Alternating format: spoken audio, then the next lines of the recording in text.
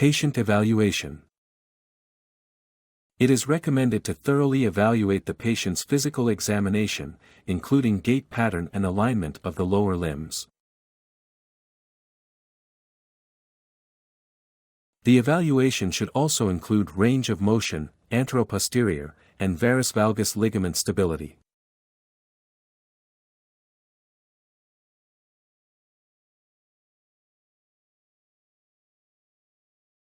The contralateral limb should be evaluated in the same manner.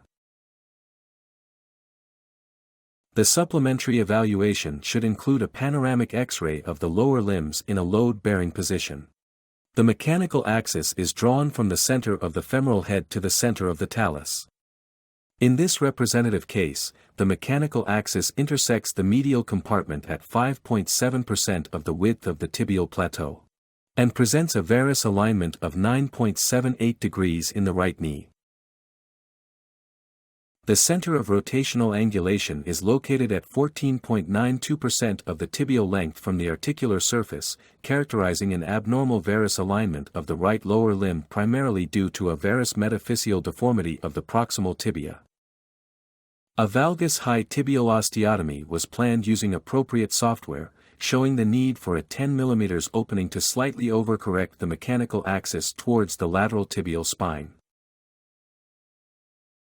A deep focal chondral lesion was identified in the weight-bearing area of the medial femoral condyle, with exposure of subchondral bone.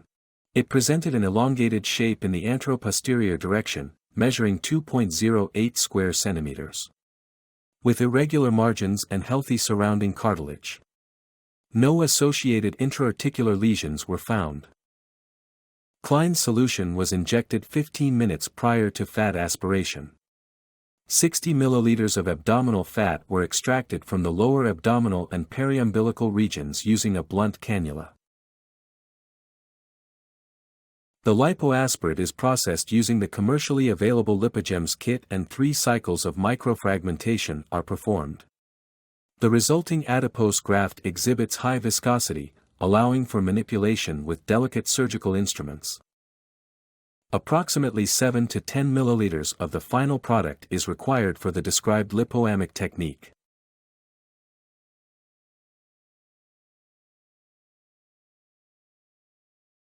A valgus high tibial osteotomy was performed and fixated with a putty-type tibial anteroposterior sloped osteotomy plate and filled with structured bone substitute graft.